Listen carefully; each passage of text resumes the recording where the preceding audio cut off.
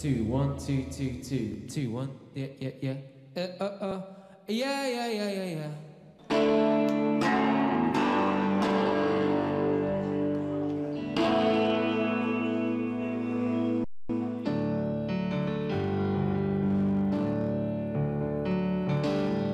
The company I worked for got bought by BMG, and then the Sony-BMG merger was taking place, and they decided to close the company I worked for down.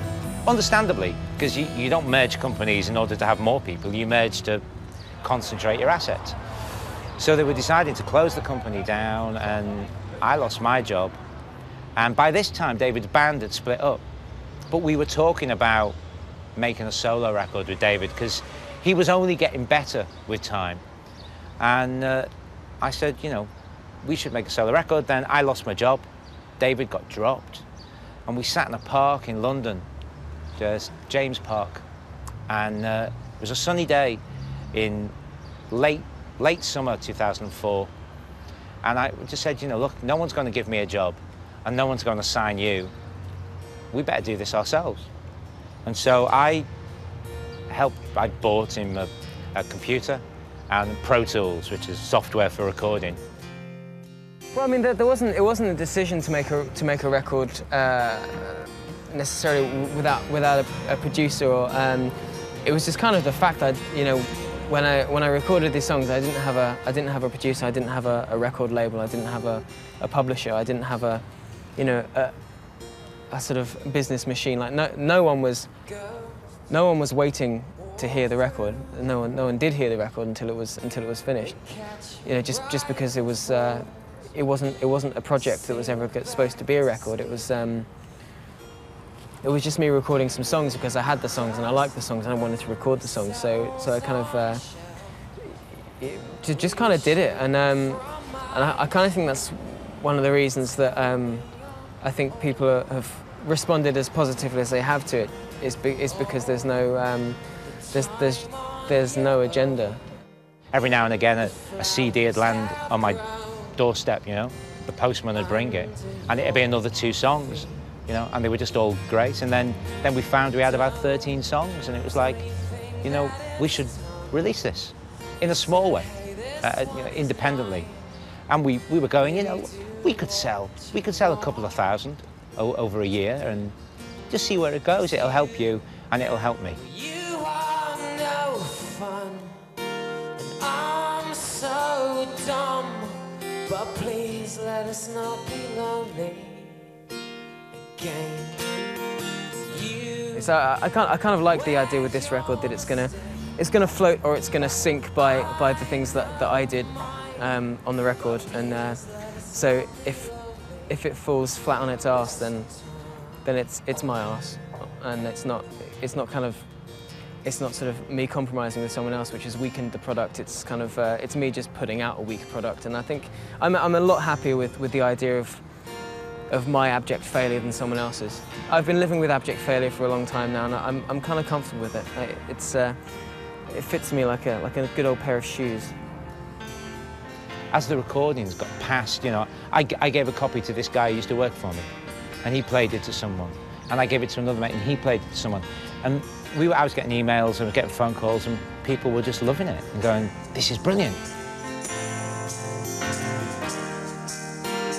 You know, I like the fact that it kind of captures a very strange time for me.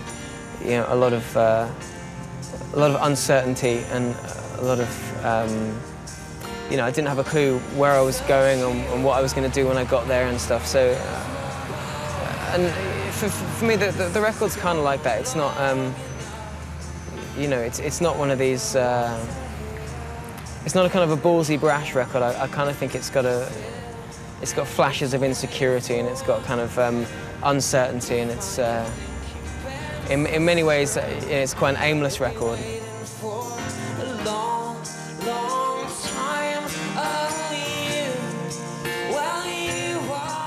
Sony-BMG, the company that had dropped David, made me redundant, phoned us up and went, "This is brilliant." I said, "Yeah, you already had it." And they were like, "Well, let's let's meet up and make friends. And so we ended up licensing, as it's called. You know, David owns the record, and he licensed it to Sony BMG. And we now find them, frankly, doing a great job all over the world and doing their best for us. It's just it's a funny how things work out, really. I mean, the fools who actually picked up the record and put it in the shops have realised now that there are no singles on that record because, you know, the only songs that don't say fuck in them are over 6 minutes long. So it kind of makes it more difficult for them. But they should have realised that at the time instead of complaining to me now about it, I think.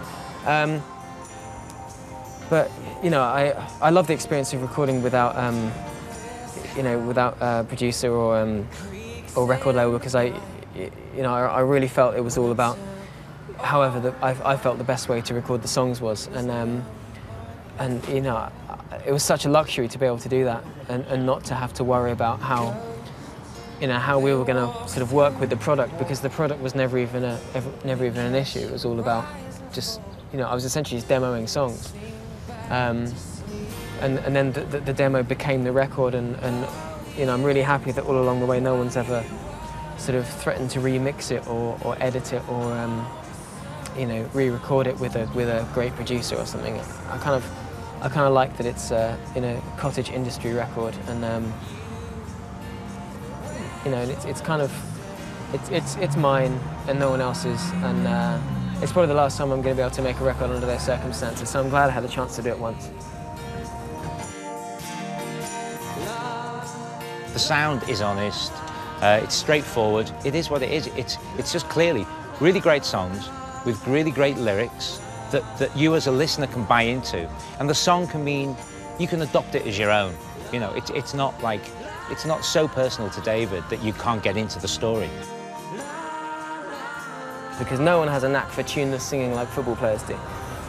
So I got a bunch of guys who I kick a ball around with on a Sunday to come down to my basement studio and give them a crate of beer, and a couple of hours later just go, would you mind just going la la la for me? And so they oblige, and that song's all about just kind of you know, ignoring your shortcomings or coming to terms with your shortcomings, and everyone just sort of, you know, coming together and generally you know, a wonderful feeling of acceptance of yourself and of your fellow man.